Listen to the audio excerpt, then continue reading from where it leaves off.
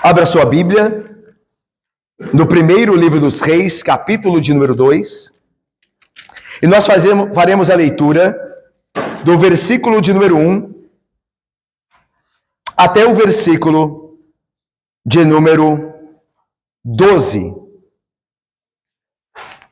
Vocês se lembram, irmãos, que no domingo passado nós pregamos nesse texto, mas nós não pregamos em todo o texto. Nós lemos todo o texto, mas dividimos o texto. Nós fomos do 1 ao 4 no domingo passado, naquilo que concernia a instrução de Davi para Salomão, no sentido de Salomão preservar a sua alma, obedecendo ao Senhor, andando nos seus caminhos, e assim tudo lhe iria bem. Ele seria bem-sucedido por onde quer que andasse. Nós vimos isso então. A primeira instrução de Davi, Yara querida, Guilherme, Mateus, a primeira instrução de Davi a seu filho é: cuida da tua alma, cuida de ti, anda no caminho do Senhor e serás bem-sucedido.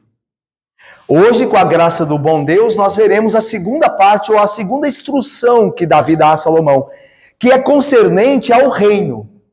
E é interessante esse movimento, não? Porque o Novo Testamento também traz esse princípio. Lembra quando o Novo Testamento, Paulo diz a Timóteo acerca dos líderes da igreja, dizendo assim: porque quem não cuida da própria casa não pode cuidar da igreja de Deus. Lembra disso? Então, ou seja, quem não cuida daquilo, Raquel, que é seu primeiro, Gustavo, quem não cuida primeiro da sua própria vida diante de Deus, não pode cuidar bem das coisas de Deus. Por isso nós, Carla, nos consagramos segundo a graça de Deus e procuramos viver, André, em santidade, para então nós sermos bem-aventurados naquilo que realizamos, nas esferas da nossa vida. É por isso, então, que a recomendação, a instrução de Davi começa com: cuida da tua vida, Salomão, anda no caminho do Senhor. E então, a segunda instrução é: faz o que é correto no reino, administra o reino corretamente. Uma vez que você tem o cuidado de andar no caminho do Senhor, você será bem-sucedido na administração do reino. Então, essa segunda parte que nós veremos hoje, irmãos, tem relação com Salomão e a sua administração do reino que ele está agora se assentando sobre ele. O reino que era de seu pai, e agora ele se assenta sobre o trono de Israel. É sobre essa segunda parte que nós falaremos aqui. Mas vamos ler o texto e aí nós lembramos e passamos então a pregação. Deus então diz assim na sua palavra, no capítulo 2 de 1 Reis, de 1 a 12. Aproximando-se os dias da morte de Davi, deu ele ordens a Salomão, seu filho, dizendo: eu vou pelo caminho de todos os mortais, coragem, pois, e sê homem. Guarda os preceitos do Senhor teu Deus, para andares nos seus caminhos, para guardares os seus estatutos, e os seus mandamentos, e os seus juízos, e os seus testemunhos, como está escrito na lei de Moisés, para que prosperes em tudo quanto fizeres, e por onde quer que fores. Para que o Senhor confirme a palavra que falou de mim, dizendo: se teus filhos guardarem o seu caminho, para andarem perante a minha face fielmente, de todo o seu coração e de toda a sua alma, nunca te faltará sucessor ao trono de Israel. Também tu sabes o que me fez Joabe, filho de Zeruia, e o que fez aos dois comandantes do exército de Israel, a Abner, filho de Ner, e a Amasa, filho de Jeter, os quais matou e, em tempo de paz, vingou o sangue derramado em guerra, manchando com ele o cinto que trazia nos ombros e as sandálias nos pés. Faze, pois, segundo a tua sabedoria, e não permitas que suas cãs desçam à sepultura em paz. Porém, com os filhos de Barzilai, o Gileadita, usarás de benevolência, e estarão entre os que comem à tua mesa, porque assim se houveram comigo, quando eu fugia por causa de teu irmão Absalão.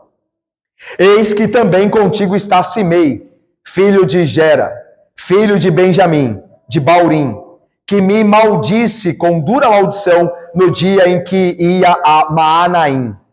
Porém, ele saiu ao encontrar-se comigo junto ao Jordão, e eu, pelo Senhor, lhe jurei, dizendo que não o mataria a espada. Mas agora Não o tenhas por inculpável, pois és homem prudente, e bem saberás o que lhe hás de fazer para que as suas cãs desçam à sepultura com sangue. Davi descansou com seus pais e foi sepultado na cidade de Davi. Foi o tempo que Davi reinou sobre Israel 40 anos. 7 anos em Hebrom e em Jerusalém 33. Salomão assentou-se no trono de Davi, seu pai, e o seu reino se fortificou sobremaneira. Vamos orar mais uma vez? Ó Deus santo e bendito, Pai, dá-nos diante da exposição da Tua palavra que foi lida, a bênção de nos relacionarmos bem com o Rei, maior do que Salomão, maior do que Davi. Jesus, o Cristo, Teu Filho. Ó Deus, dá-nos de ser amigos de Cristo e servos dele. Porque os inimigos, como vemos, ó Pai, serão destruídos. Ó Pai, dá-nos graça de nós amarmos aquele que nos amou primeiramente. Ó Deus, ajuda-nos, que sejamos edificados por meio da Tua palavra, da pregação da mesma. Em nome de Cristo nós oramos, e com o auxílio do Espírito fazemos, com perdão dos pecados. Amém. Primeiro nós vimos então, Paulo querido, Irineia, João, Marli.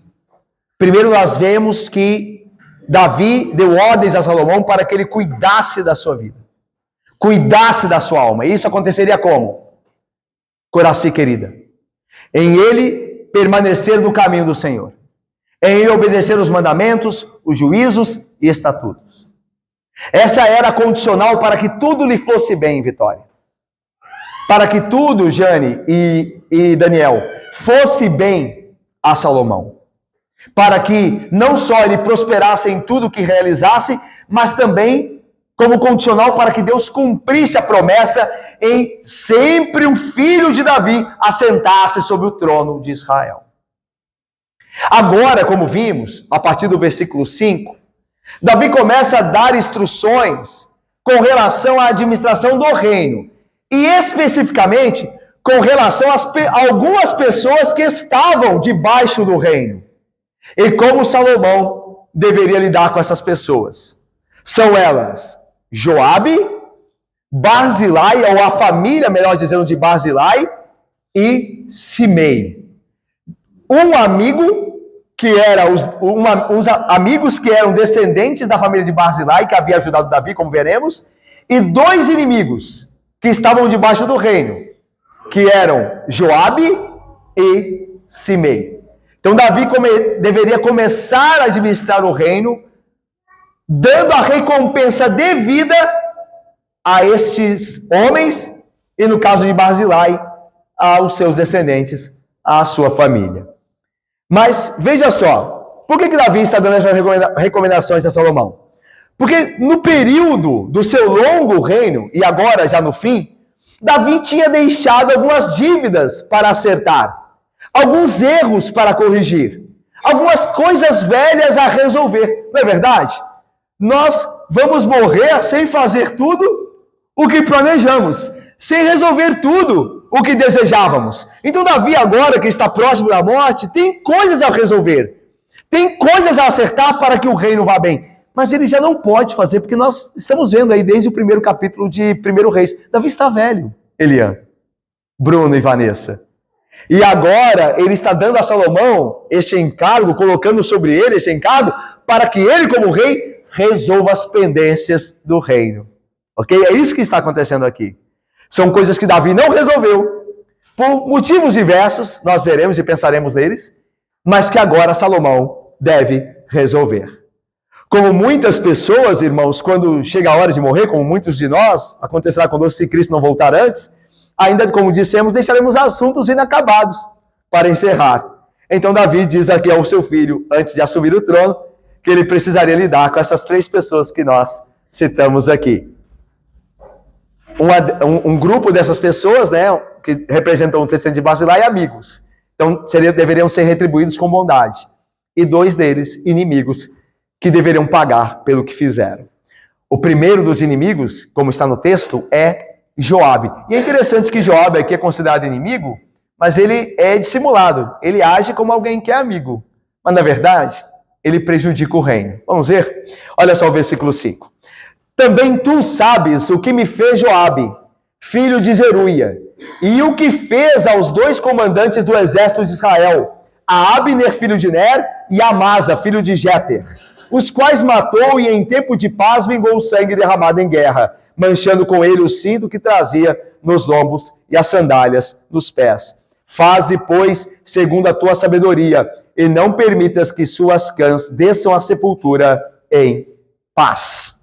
É interessante que Salomão já goza de sabedoria antes de receber mais dela através daquele pedido, aquela oração que faz a Deus. Lembra? Pede-me o que quiseres, ele diz, dá-me sabedoria. Lembra? Mas ele já goza de sabedoria. Porque Davi diz, faze segundo a tua sabedoria. Então ele já possuía certa sabedoria. E Deus lhe deu mais, porque ele pediu ao Senhor. E lembra de Tiago? Quem necessita de sabedoria, peça a Deus, que Deus dá. Ok? Então, mas Salomão já possuía certa sabedoria. E Davi aqui apela para essa sabedoria, para que Salomão saiba resolver isso com relação primeiramente a Joabe. Irmãos, lembrando aqui, quem que era Joabe? Joabe tinha sido durante um bom tempo o comandante dos exércitos de Davi. Nós vimos ele quando nós vimos aí parte de 1 Samuel e principalmente 2 Samuel. Nós vimos muito esse personagem, essa pessoa, Joabe, o comandante dos exércitos de Davi. Joabe era um líder militar muito capaz, muito eficiente. E na ocasião que Davi cita aqui, quando ele matou tanto a Abner quanto a Amasa, nessa ocasião, ele usou do seu poder de forma ímpia para avançar em sua própria agenda pessoal. Joabe tinha um jeito de tirar as pessoas do caminho dele. E por isso havia sangue nas suas mãos. O sangue de Abner e Amasa. Mas é preciso que nós lembremos de quem eram Abner e Amasa, aqueles a quem Joabe assassinou. Abner era um líder da tribo de Benjamim, que fez uma promessa de aliança com a casa de Saul. Lembra que quando Saul morre, Abner se junta a um dos filhos de Saul e faz rei na parte norte de Israel, enquanto Davi reina na parte sul, e aí começa a guerra civil. E Abner é o comandante do exército do descendente de Saul, e disputa com Davi.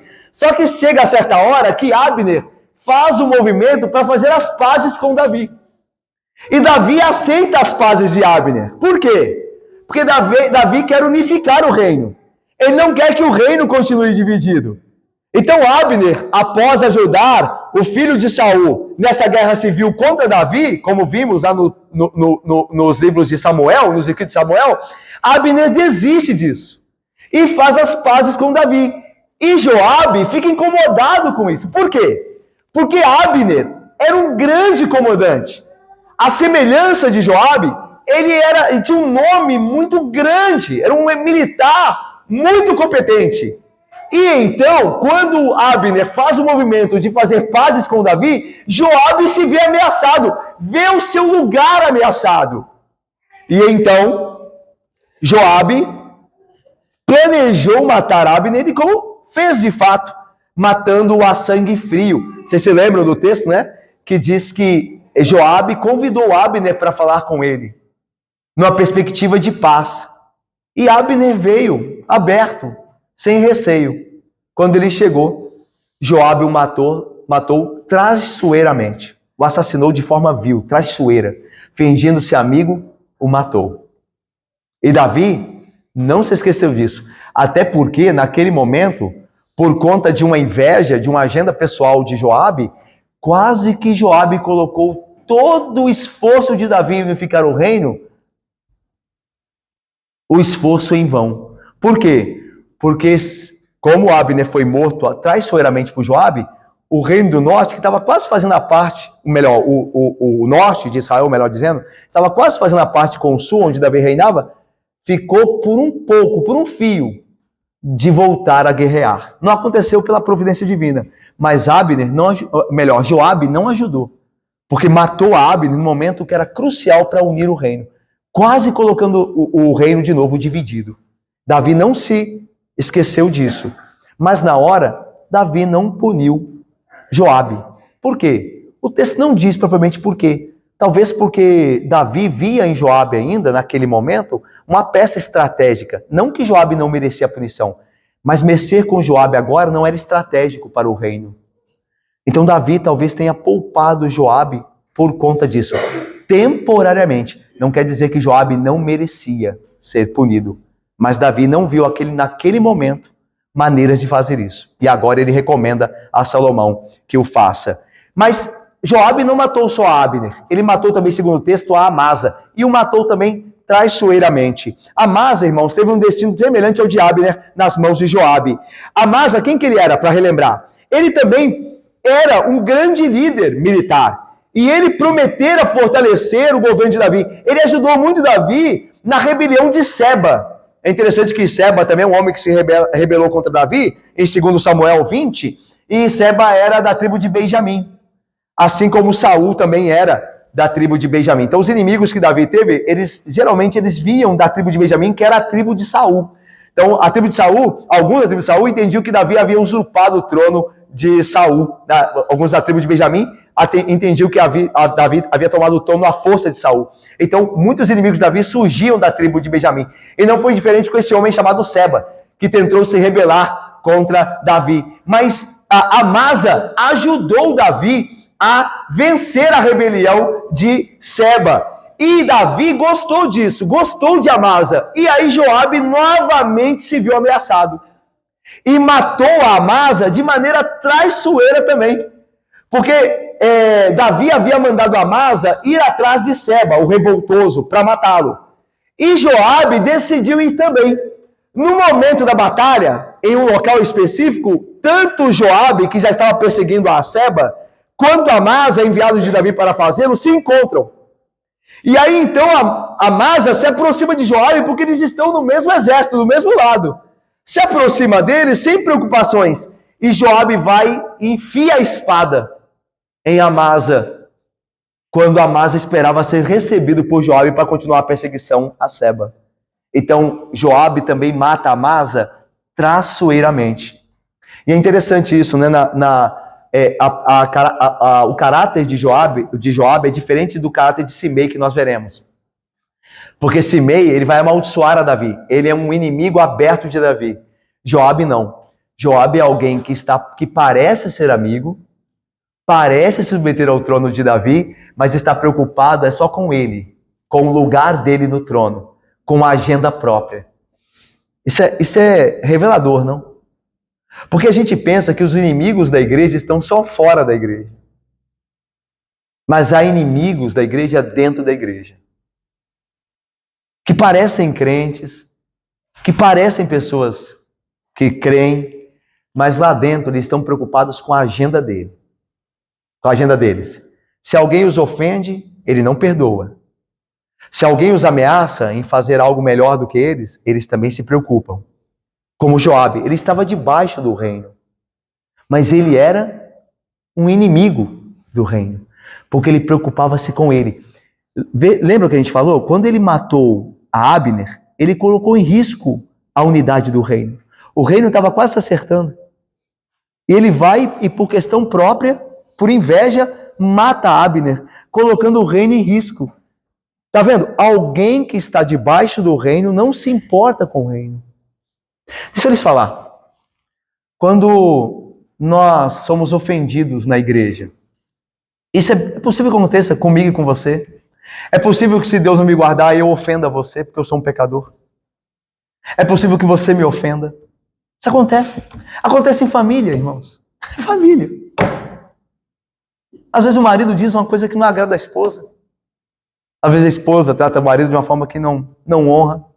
Às vezes o filho diz uma coisa para o pai dura. Às vezes o pai perde a paciência com o filho e se descontrola. Em família acontece isso. A igreja é uma família. Isso também vai acontecer aqui. Só que qual é o nosso interesse? A nossa agenda? A nossa honra? Ou o bem-estar do reino? Joabe pensava na honra dele, ainda que custasse o bem-estar do reino. Deu para entender? Está dando para entender? Quando nós estamos preocupados muito conosco, o reino não importa. Agora, se o reino importa, nós nos preocuparemos menos conosco. Se alguém nos ofender, se alguém nos ferir, nós perdoamos. Veja, não é porque aquela pessoa fez algo certo. Ela fez algo de errado conosco. Mas o mais importante é o reino. Que o reino vá bem. Que a igreja esteja em paz.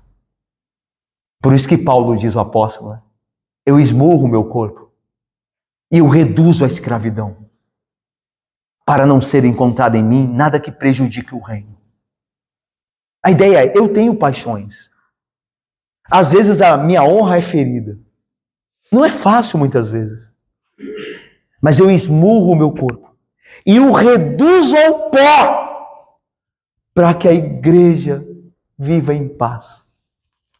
Joabe não era um homem assim. Por isso, ele era o inimigo do reino. E Davi viu isso em Joabe. Davi disse a Salomão, esse é um homem perigoso para o reino. Não permita que os seus cabelos brancos desçam à sepultura em paz. Você tem que fazer algo com esse homem. Deus te dará sabedoria, mas cuidado com esse homem. Ele está ali no reino, mas ele não se preocupa com o reino. Ele se preocupa só com ele mesmo. Será que é assim comigo, com você? Será que é assim? Vamos mais. O segundo personagem, por assim dizer, que aparece aqui é a família de Barzilai. Olha aí, versículo 7. Vamos ler juntos? Porém, com os filhos, o gileadita usarás e estarão entre os que...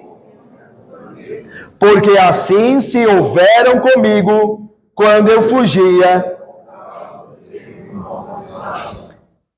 Quem que era Barzilai? Já passou muito tempo que nós estávamos em 2 Samuel, não é verdade? Quem que era Barzilai?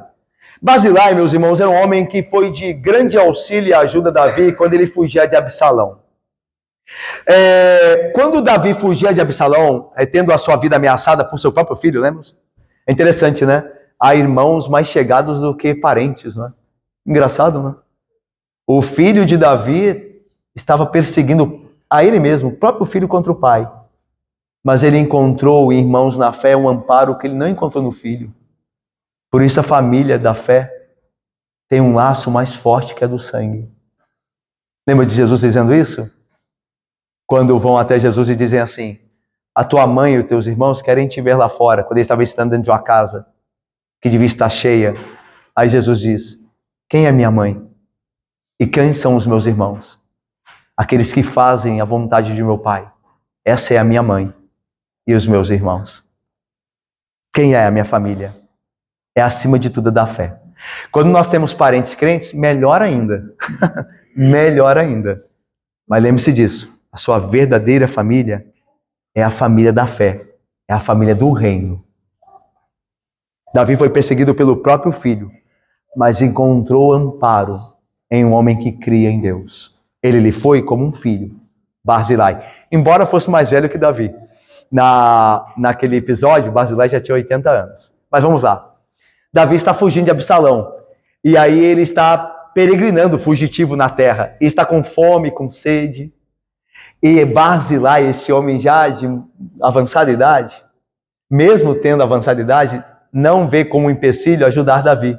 E aí o texto lá de 2 Samuel diz assim, trouxe Barzilai camas, bacias e vasilhas de barro, trigo, cevada, farinha, grão tostado, feijão e lentilhas, mel e coalhada, ovelhas e queijo, e os deu a Davi.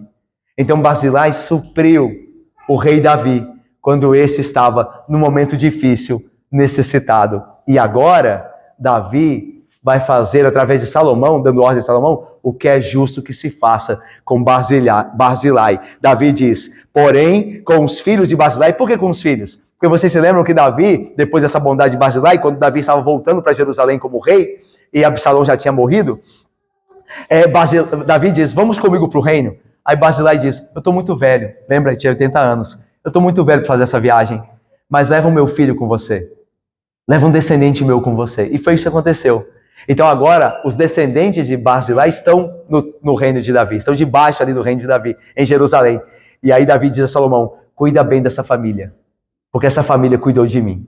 Olha só o que diz o texto. Porém, com os filhos de Barzilai, os gileadita usarás de benevolência, e estarão entre os que comem a tua mesa, porque assim fizeram comigo, ou se houveram comigo, quando eu fugia por causa de teu irmão Absalão. É interessante aqui, meus irmãos, que aqui não há atitude de bondade de Davi, tá?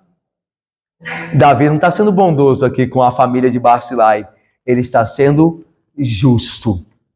Porque ele diz assim, que eles comam da mesa do rei, porque eu comi da mesa deles.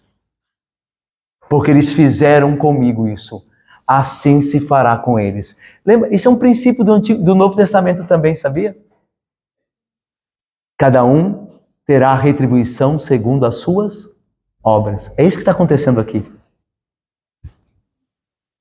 Joabe vai ter a retribuição pela mão de Salomão segundo a obra dele. Nós veremos isso posteriormente, né, nos próximos sermões, se Deus permitir.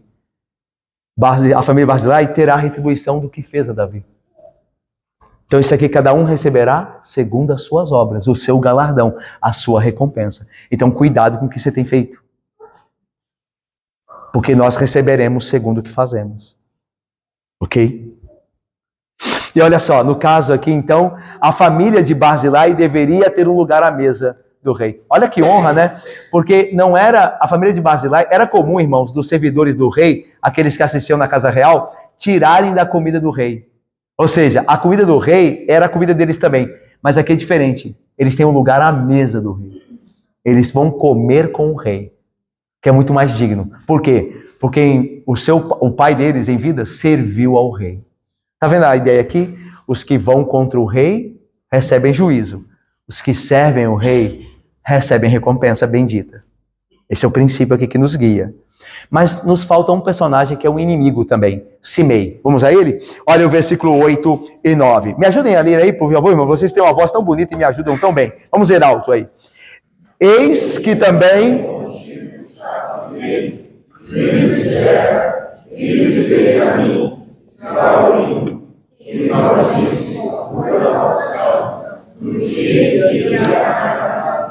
Porém ele saiu a encontrar-se comigo junto ao Jordão, e eu, pelo Senhor, lhe jurei, dizendo que não o mataria a espada.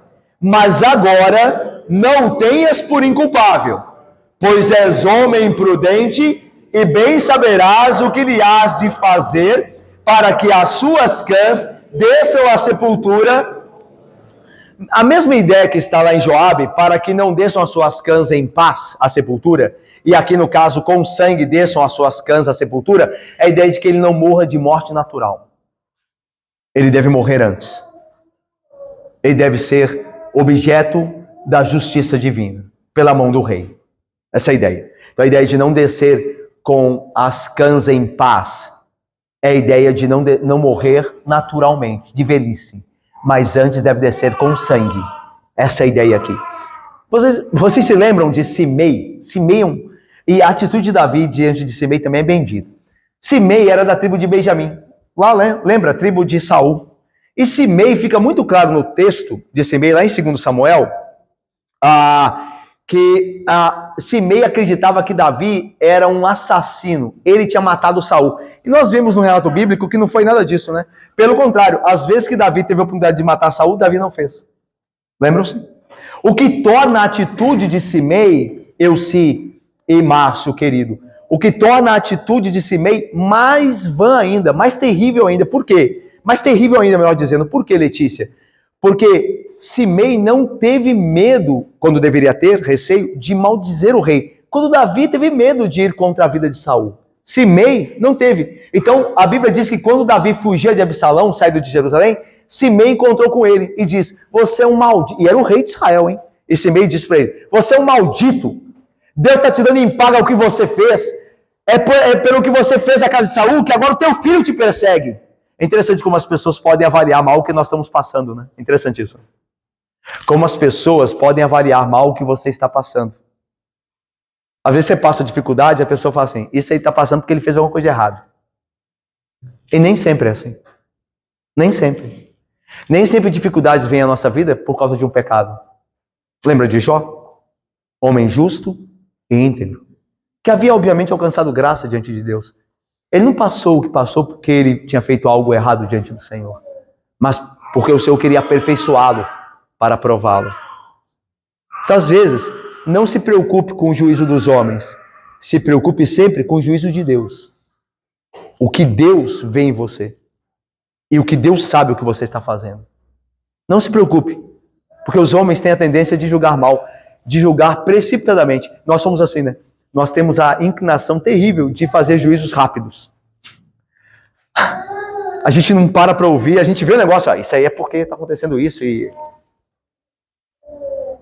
Mas quem julga é o Senhor. Quem julga retamente é o Senhor. Por isso nós confiamos sempre na palavra dele. Veja, eu não quero dizer com isso que você não deva se importar com o juízo dos homens, com o que os homens falam. Não é isso que eu estou dizendo. Eu acho que isso tem o seu lugar. Nós não queremos que ninguém ache mal da gente, nem pense mal da gente. Mas eu quero dizer que, em última instância, o que nos justifica ou não é o Senhor. É o que Ele sabe de nós. Em última instância é isso. Lembra o que Paulo diz? Quando ele está tentando explicar para os coríntios por que ele não pôde estar lá, ele diz assim no final, olha, se vocês não querem me entender, não importa. Porque vocês não me julgam, nem eu me dou por justificado. Quem me julga é o Senhor. O Senhor sabe por que eu não pude ir. E eu estou em paz com isso, porque Ele sabe, ainda que vocês não entendam. Então isso é bendito, Bárbara e Rebeca, diante do Senhor, Tayane, quando nós estamos em paz com o Senhor, fazendo a vontade dEle. Mas Simei achava que Davi era culpado do sangue da casa de Saul. E o amaldiçoou, e não só isso, viu? Tacou pedra em Davi. A Bíblia diz que ele tacava pedra em Davi.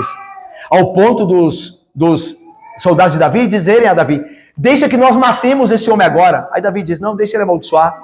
Talvez o Senhor me abençoe através dessas coisas. E foi embora, né? Davi continuou a viagem dele fugindo de Absalão. Aí vocês se lembram? Aí Absalão morreu e agora Davi está voltando ao trono. Ele está voltando para Jerusalém agora. Certo? E aí no caminho, quem que aparece? Simei. Aparece lá no caminho do Jordão, quando Davi vai atravessar o Jordão para entrar na cidade de Jerusalém. E aí Simei diz, olha, eu pequei contra o Senhor. Me perdoa. Eu fiz o que não me mate.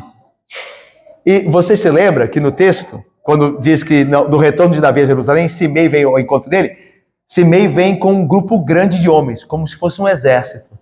Então a ideia de Simei é o seguinte, ele está indo para pedir perdão, mas é o seguinte, se ele não me perdoar, nós entramos numa guerra lá.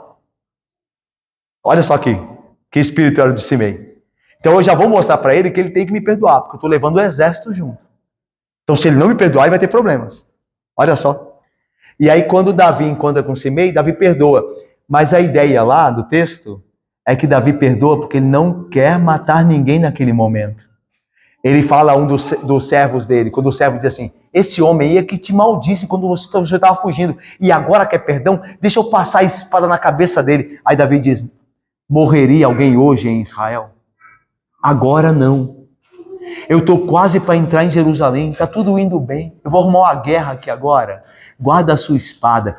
Então Davi, não é que Simei não merecia a morte, assim como Joabe também merecia, mas não era a hora ainda.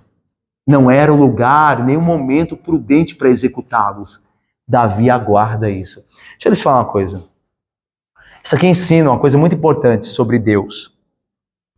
E sobre como Ele trata os ímpios. E eu não sei se todos nós somos crentes aqui. Você não sabe se eu sou crente? Ou se eu estou só fingindo aqui? E nem eu sei se vocês são verdadeiramente. Vocês imaginam que eu seja, como eu imagino que vocês sejam. Vocês esperam que eu seja, como pela graça eu espero que vocês sejam. Mas no fundo, quem conhece o coração e sonda é só o Senhor. Então por isso que é importante também que nós tratemos a doutrina acerca de Deus e os ímpios. Quando Deus não julga um ímpio na hora, não quer dizer que Deus não tem um plano para isso. É que aquela hora não é a hora ainda. Isso fica claro também na pessoa que representa o próprio Deus, que é o rei de Israel. Naquela hora, ele não feriu nem a Joabe, nem a Simei, mas não quer dizer que eles não eram culpados. Tanto que ele diz a Salomão aqui, não o tenha por inculpável, lhe tenha por culpável. Mas naquela hora o Senhor deixou ele sair, é que aquela hora não era a hora, não era uma boa hora. Tinha outras coisas em jogo, mas agora chegou a hora. Então, irmãos, veja só, não deixe Satanás te enganar, nem a mim. Não deixemos Satanás nos enganar, Carol. Dando a ideia, Valdir, dando a ideia, André Paiva e Vitor e minha irmã Cristina, de que nós podemos fazer o que é errado diante do Senhor, que se Ele não julgar naquela hora, vai tudo bem, que Ele não vai julgar aquilo nunca e nem vai tratar aquilo nunca. Deus, Ele tem planos. Ele executa a sua vontade na hora que Ele planejou executar. Tanto para o nosso bem, quanto para o mal dos ímpios. Às vezes é assim também. Às vezes você está passando dificuldade e Deus prometeu te abençoar. Mas aquela dificuldade ainda não saiu da sua vida, está ali ainda. Porque Deus tem um plano. Tem uma hora para fazer isso. Tanto para o bem dos santos, como para a execução e condenação dos ímpios. Então, isso aqui lembra a gente. O fato de Joabe e Simei estarem vivos ainda, não quer dizer que o rei os tinha por inculpáveis. O rei os tinha por culpáveis. E agora Salomão é o responsável de executar a sentença. Daí, nós caminhamos aqui para o fim, que o que nós falamos aqui já ajuda a resolver a pergunta que pode surgir nesse texto. Ou seja, Davi agiu impiamente em pedir a morte desses homens? Devia Davi antes ter confiado os seus inimigos a Deus sem fazer mal a eles? Será que Davi está agindo mal? Em pedir que Salomão definha esses homens? Vamos lá. Primeiro, a gente perguntou, né? Davi não deveria confiar os inimigos a Deus como nós devemos fazer? Porque a Bíblia fala para você não pagar o mal com mal. Para dar a sua outra face a quem te fere. Para não procurar vingança própria. Isso é verdade. Para mim e para você. Mas para os magistrados não é. Para um rei não é. Para a polícia não é. Porque o magistrado tem o poder da espada dado por Deus para punir quem faz o mal. E nós estamos num texto aqui que trata do magistrado. Porque nós estamos tratando de um rei, de seu reino. É por isso que o rei não pode suportar a gente má. Então é esse ponto aqui que é importante. Olha só, Davi era um magistrado e tinha o dever de fazer a espada vir sobre os maus. E também tinha o dever de recompensar os bons. Não é isso que Paulo fala em Romanos 13? Toda autoridade aos homens foi dada por Deus, e Deus instituiu todo magistrado, todo ministro, segundo a sua vontade. Esse ministro de Deus, ou as autoridades, traz a espada na mão, para punir quem faz o mal e abençoar quem faz o bem, dando ao que faz o bem segurança e tranquilidade para viver a sua vida. Então, a autoridade tem esse dever, esse encargo. E é por isso que Davi está dizendo a Salomão, os homens maus do reino têm que morrer. E os homens bons têm que ser recompensados. E é isso que nós vemos aqui. Tanto Davi quanto Salomão haviam sido ungidos para servir a Deus como reis de Israel. E que, como todos os outros poderes e autoridades, haviam sido designados por Deus para portar o poder da espada. Era o seu trabalho fazer a justiça para o povo. Então, irmãos, quando o magistrado está punindo o homem mau, ele não está sendo não piedoso, não misericordioso. Porque a autoridade tem que punir o mal. Então, nós estamos falando aqui do magistrado. Então, quando a polícia mata um bandido que está fazendo mal e ameaçando a vida dos outros, irmãos, ele não está agindo errado. Como a sociedade quer acreditar. Eu vi uma reportagem esses dias que uma loja dos Estados Unidos foi roubada, foi saqueada, e o funcionário da loja gravou os assaltantes. Foi lá com o celular e gravou o rosto dos assaltantes, para denunciar a polícia. Sabe o que aconteceu com ele? A loja o mandou embora. A loja mandou embora o homem que gravou os assaltantes. Porque achou que era uma ofensa às pessoas ali. Gente, que maluquice é essa? Que tempo estamos vivendo? Porque o povo se afastou da palavra de Deus, da doutrina. Eles não compreendem que o magistrado está lá para isso. Que se você não quer ser punido, não faça o mal. Não é o que Deus diz lá em Romanos? E nem é o Antigo Testamento para alguém dizer assim, mas esse é o tempo da lei. Nem isso, é no Novo Testamento que diz, quer teres o louvor da magistrado, faz o bem. Mas se fizeres o mal, teme. Porque não é sem motivo que traz a espada. Porque é ministro vingador para punir quem faz o mal. E nós ainda, dentro da igreja, irmãos, ficamos se escandalizando quando um criminoso é abatido, sendo merecedor disso pelas mãos do magistrado. Será que nós não entendemos que eles têm autoridade para fazer isso? Irmãos, nós não queremos morte de ninguém, nós não temos prazer na morte de ninguém, nós queremos nos submeter a Deus e temos o mesmo coração que Deus nos dá em sua graça, transformou nosso coração, de que o ímpio se arrependa e viva. Mas se o ímpio insistir, Deus trará juízo a ele. Isso pode ser feito através dos magistrados. A Bíblia é muito clara, e é isso que está acontecendo aqui, irmãos. Davi não estendeu a mão sobre o mau rei Saul, porque ele não tinha autoridade para isso. Mas agora, como rei, ele tem autoridade para estender as mãos sobre os maus. E ele dá ordens a Salomão, o próximo rei, que faça isso. Está dando para entender? Davi não era um homem piedoso? Não era um homem misericordioso? Claro que era! Mas ele entendia também o dever da autoridade dos magistrados. Isso aqui é poderoso, irmãos. E nós temos sido doutrinados por gente que não conhece Bíblia. E nós temos acreditado nessas coisas. Que não se pode julgar ninguém, que a polícia não pode fazer nada. Os irmãos, não deve ser assim. É óbvio que há maus policiais, como há maus pastores também, irmãos. Gente ruim existe em qualquer profissão. E por isso nós vamos desmerecer a ordem que Deus deu a eles? A natureza do seu ofício? Claro que não. Há muitos magistrados que estão procurando fazer o bem e livrar os homens bons dos homens maus. E nós devemos apoiá-los, orar por eles, pedir a Deus graça e coragem a eles, e não desmerecê-los.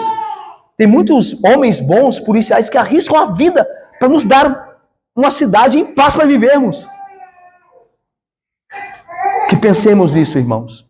Porque nós temos sido mal doutrinados por esse século, mal conduzidos. Que a nossa fé esteja na palavra e aquilo que ela diz, e como ela estabelece a natureza dos ofícios. Mas veja, Davi era um rei. Ele não estava agindo de forma terrível, nem ímpia, nem vingativa. Aliás, olha só o segundo ponto aqui. Irmãos, atacar o rei Davi era atacar o reino. Se Davi fosse alguém vingativo, ele já tinha matado Joabe e Simei há muito tempo. Se fosse a questão pessoal, no dia em que Simei amaldiçoou, ele morria, gente. Mas Davi está preocupado com o reino. Ele está preocupado com o reino. Ele não exterminou, não julgou Joabe nem a Simei por causa do reino. Não era a hora de fazer isso, porque era um momento muito sensível do reino. Mas agora Salomão pode fazê-lo. Então nunca foi uma questão pessoal. Davi não está agindo por vingança aqui, porque como eu disse, se fosse por vingança já tinha feito antes. Por que esperou esse tempo todo? Tinha todo o poder para fazer. Então ele está pensando no reino. Naquele momento não era bom para o reino. Agora que o reino começa a já estar estabelecido, Salomão vai pegar um reino muito bem estabelecido, agora é a hora de acertar as coisas. E aqui eu caminho para o final, dizendo que nunca é tarde para acertar as coisas, né? A gente crê que Davi não errou em não ter acertado isso, porque ele cria em momentos específicos e se era bom ou não fazer isso em certo momento. Mas ainda que ele tenha falhado, como nós falhamos, em tomar certas posições certas, nós deixamos de tomá-las no tempo devido, não quer dizer que a gente não possa consertar isso com a graça de Deus. Nunca é tarde para fazer o que é certo. Esse é o ponto. Irmão, nunca é tarde para fazer o que é certo. Ok? Nunca é tarde para salvar um casamento. Nunca é tarde. E Deus abençoa os que mesmo tardiamente se arrependem e fazem o que é certo. Nunca é tarde para abençoar um filho, sabendo? Às vezes você e eu não criamos nossos filhos quando pequenos de maneira correta, porque nós somos falhos, não atentamos para a palavra de Deus. E aí nossos filhos se afastaram da igreja.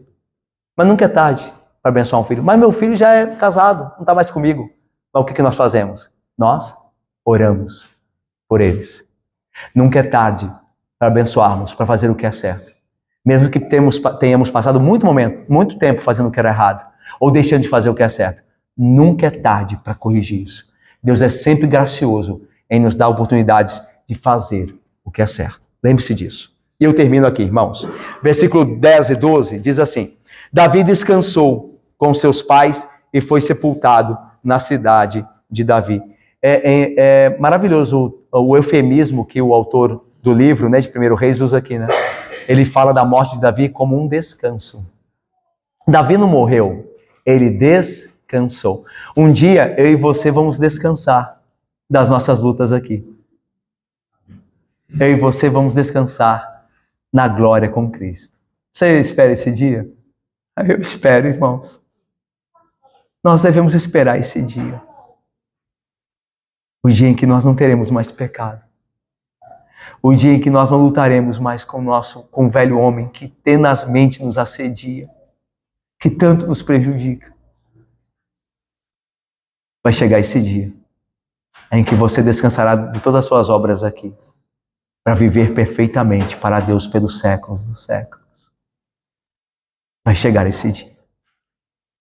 Se você e eu morrermos antes da vinda do Senhor Jesus Cristo, você e eu estaremos descansando de tudo que nós lutamos aqui, de toda a nossa luta contra o pecado, deste mundo que jaz no maligno. Então nós estaremos para sempre com Cristo, descansando nele, porque ele é o nosso descanso. Davi morreu, mas a Bíblia não fala propriamente da morte, mas entende a morte do crente como um descanso. Nós também descansaremos, finalmente. Viveremos para descansarmos em Cristo, para toda a eternidade, com a graça dele. Foi o tempo em que Davi reinou sobre Israel 40 anos, 7 anos em Hebrom e Jerusalém 33. Ao todo, 40 anos. Salomão assentou-se no trono de Davi, seu pai, e o seu reino se fortificou sobremaneira. Eu fico pensando na bênção que Deus deu a Davi, ver o filho dele sentado no trono.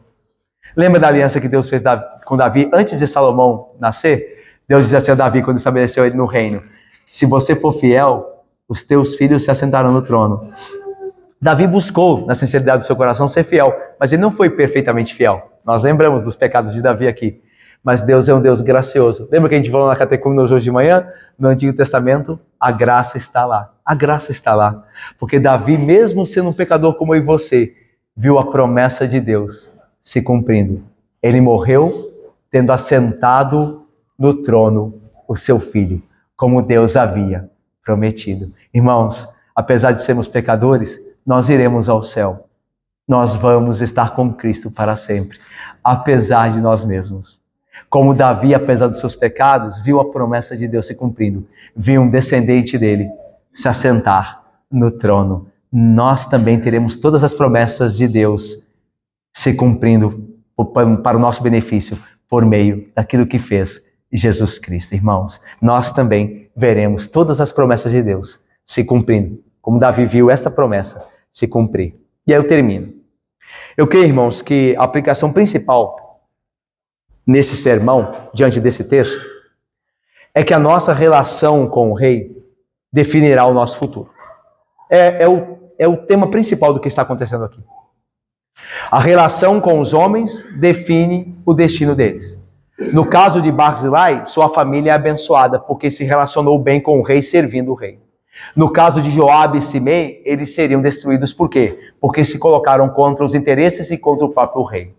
Irmãos, se desperdiçarmos as nossas vidas, como Joabe fez, colocando nossos próprios interesses à frente do reino de Deus, ou pior ainda, nos opondo contra a vontade de Deus e contra o reino dele, como Simei fez abertamente, amaldiçoando o próprio Senhor Jesus Cristo, nos levantando contra ele, então mereceremos e seremos objetos da sua ira real.